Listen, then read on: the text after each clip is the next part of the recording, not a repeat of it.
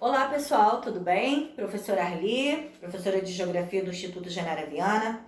Nesse vídeo, quero falar com os alunos do nono ano, tá? Turma 900 e 901. Ok, galerinha? Como é que vocês estão? Desejo que estejam bem. Estou morrendo de saudade, tá? E vamos lá para mais um conteúdo, tá? Capítulo 8 da apostila de vocês, Industrialização e Agropecuária. Vale lembrar que no capítulo 7 é um conteúdo, né, que ele começa no capítulo 7, faz a continuação do 8. No capítulo 7 falou de industrialização e urbanização, tá? Então nós falamos aí da expansão dessa industrialização ao longo do tempo. Falamos do processo de urbanização que está interligado com a industrialização. E do capítulo 8, industrialização e agropecuária. Vamos falar dele, ok? Pega aí o material e vamos seguir comigo, tá? A industrialização no campo, né? É um assunto também que vocês já conhecem, né? Como que esse processo de industrialização chegou nos campos. Então vamos lá. A industrialização não impactou somente o desenvolvimento e a transformação das cidades, tá? Ele vai muito mais além. Ela também provocou transformações na paisagem rural, que é disso que a gente vai falar, né? A área do campo. Os processos produtivos industriais foram adaptados ao setor agropecuário, que incorporou tecnologias, mecanização de processo e técnicas, tá? Na produção moderna, ok? Com o desenvolvimento industrial europeu, a gente está falando aí do século XVIII até o XIX, o sistema produtivo no campo se alterou, dando início à chamada Segunda Revolução Agrícola. Esta contribuiu para acrescentar as tecnologias e as técnicas agrícolas, de modo a aumentar a produtividade nas lavouras. Nós sabemos muito bem, galera, que com o passar do tempo, novas técnicas e tecnologias, elas vêm sendo inseridas cada vez mais nesse processo de industrialização no campo, beleza? Nós já falamos isso em sala de aula, lógico que vocês acompanham isso no dia a dia de vocês. Isso é muito comum a gente ver, principalmente dentro do Brasil, esse processo que já está, que cada vez mais ele vem crescendo, né? O processo do uso de técnica junto à tecnologia, cada vez mais avançado nesse processo aí agrícola, ok? Então é disso que o conteúdo está falando. Quanto mais as indústrias se desenvolviam, mais o campo se transformava, tá? Então esse é um processo que vai passando ao longo do tempo, né? Para o que a gente vê hoje. Eu lembro que na década de 70, 80, lógico que não é um tempo que vocês aí já existiam, mas as ferramentas eram outras, né? Os maquinários eram outros modelos. Hoje, tudo é diferente, né? Não que não exista esses equipamentos da década de 70, 80, 90, não que não exista, beleza. Mas tudo isso, a grande maioria foi passando por transformações e sendo inserido essas novas técnicas e tecnologia para avançar cada vez mais esse processo agropecuário aí, ok? Então vamos lá. Então é disso que o primeiro texto, na página 37, vem falando, dessa segunda revolução agrícola. O que foi feito, né, ao longo do tempo para a gente chegar hoje nessa revolução e quais são as consequências, o que leva essa revolução pela parte negativa, a parte positiva, beleza? Então disso o texto vai seguindo. Na página 40, tá? Uma dessas revoluções é chamada Revolução Verde. Vamos ver o que é isso? Então vamos lá. A urbanização contribuiu para um grande aumento no ritmo do crescimento populacional. A partir do século XX, uma verdadeira explosão demográfica aumentou de forma expressiva o número de habitantes do planeta, tá? Nessa mesma página, na página 40, tem aí a revolução da população mundial em bilhões de habitantes, Então, dá para vocês olharem através do gráfico da página 40 o quanto foi dado um salto, né, dessa evolução da população mundial. Isso tem todo um processo. Então, vamos ver nessa mesma página, olha só. O aumento populacional pressionou a produção de alimentos, que deveria dar conta dessa demanda crescente. Países da Europa e dos Estados Unidos passaram, a partir da década de 1950, a investir na invenção de semente adaptadas e na disseminação de novas práticas agrícolas para aumentar a produtividade da agropecuária. Esse conjunto de iniciativas tecnológicas transformou as práticas agrícolas 20 anos depois e foi chamada de Revolução Verde, ok? O modelo se baseou-se no uso de sementes geneticamente modificadas,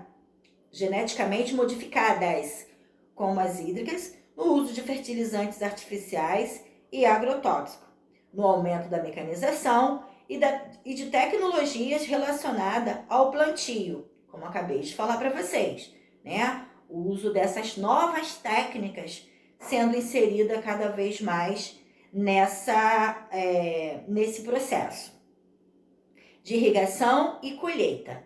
A Revolução Verde mudou o gerenciamento das atividades do campo, cada vez mais próximos dos modelos adotados nas indústrias. Na página 41, vem aí, dando continuação a esse processo da revolução. E aqui a gente vai ver essa parte negativa e também positiva, como eu falei anteriormente para vocês. A promessa dos defensores da Revolução Verde era aumentar a produtividade agrícola e acabar com o problema da fome em países em desenvolvimento. A introdução dessas técnicas em países como a Índia, Brasil, impactaram significativamente suas lavouras, com o avanço da produção e maior produtividade, tá? Então são novos insumos, tá? Novos equipamentos, o uso dessa tecnologia que cada vez mais cresce, fazendo com que haja uma alta produtividade, tá? Então tudo isso aí vai chegando no campo. Lógico que vale lembrar, que nós já falamos disso num outro momento, que essas novas técnicas e tecnologias, tá? Ela não chega para todo mundo. Nem todo mundo tem condições de ter acesso a esses equipamentos, né? A esses maquinários que cada vez mais, com o uso dessas novas tecnologias, são equipamentos caríssimos. E a maioria desses agricultores, produtores, enfim, eles não têm dinheiro para investir nesses tipos de tecnologia, ok?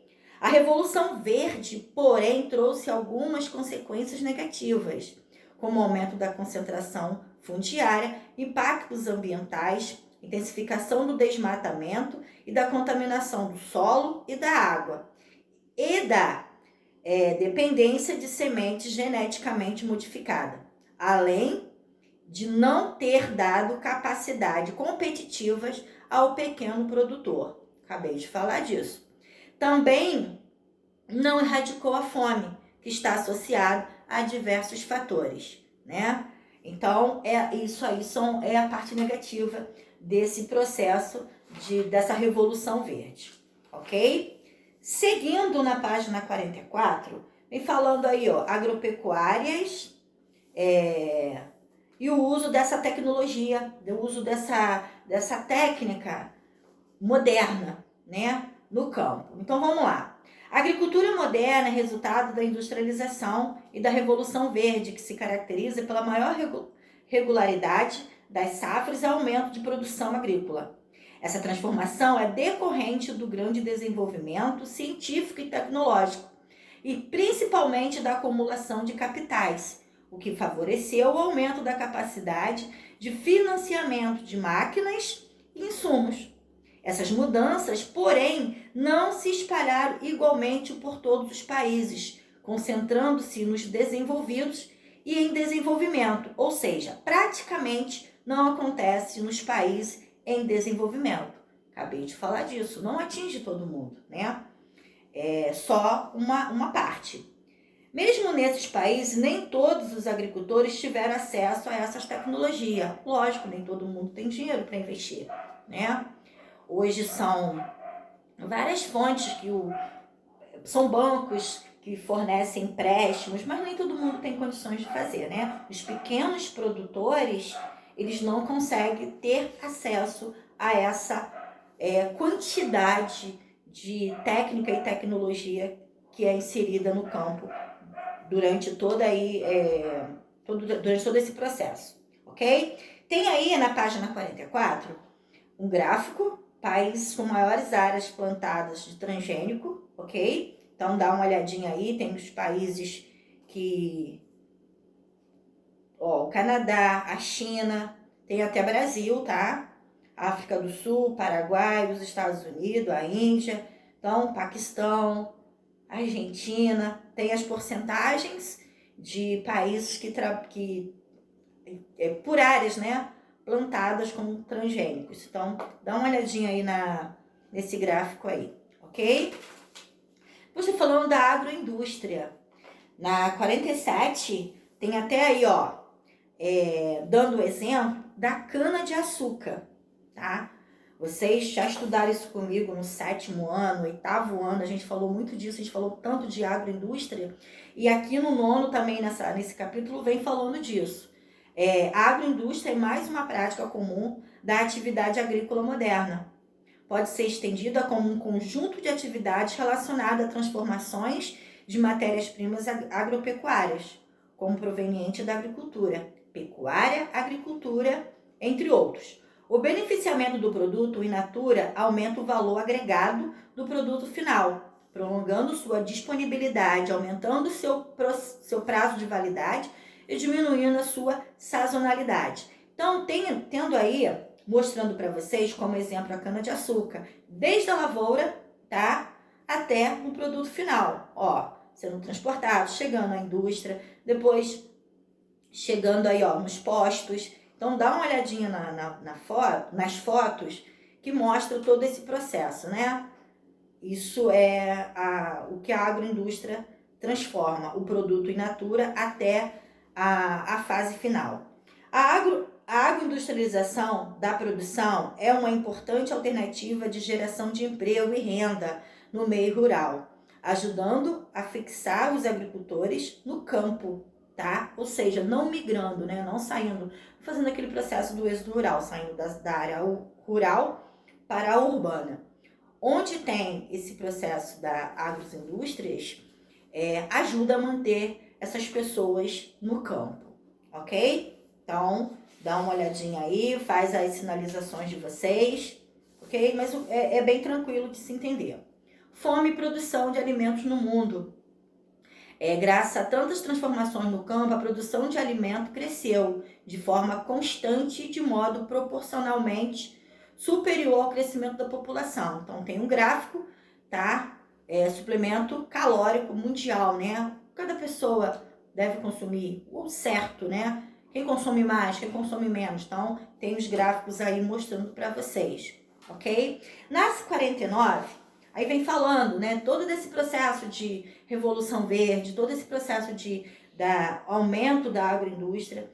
E o que a gente vê, que é muito triste, isso acontece muito dentro do nosso país, nessa foto da página 49, o desperdício, né? O quanto desperdiça aí, as indústrias. Olha só na foto, tá? Então, vamos dar uma atenção a esse texto. A produção mundial de alimento é desigual, concentrando-se em países desenvolvidos, em destaque para os Estados Unidos, o Canadá e a Austrália, e em desenvolvimento, como a China e o Brasil, como por exemplo. Nos países em desenvolvimento, como o Iêmen, Sudão do Sul e a Síria, as lavouras estão secas por falta de água e carentes de tecnologia que melhorem a produção. Além disso, as terras, a renda e a produção de alimento nos países de menor desenvolvimento estão concentradas nas mãos de poucos agricultores. Tem aí 2 tabelinhas para vocês olharem: maiores exportadores mundiais de alimento, países com maior percentual de pessoas passando fome. Olha só, tá? Tem toda essa situação aí no gráfico para vocês darem uma analisada.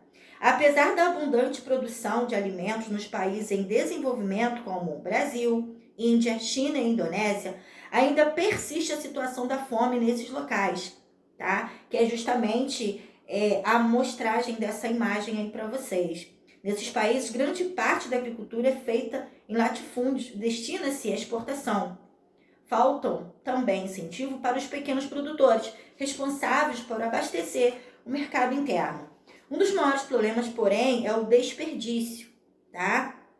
Então, muitos alimentos se tragam no transporte, tá? Os transportes não transportam esses alimentos direito, de forma adequada. As ruas, né, as estradas por onde esses transportes passam, na maioria dos países, como o nosso, por exemplo, são precárias. Então, leva muito tempo até chegar ao seu destino final. E quando chega, muitas das vezes, a carga ela é totalmente jogada fora, tá? Então, essa quantidade, essas toneladas de alimentos que são desperdiçadas, como mostra na foto, poderia estar alimentando milhares de famílias, tá, gente? Então, é disso que o texto fala, desse desperdício, né? Isso não acontece só no Brasil, acontece em diversos países do mundo, mas quando a gente para pensar no nosso país, a gente sabe que isso acontece demais, né?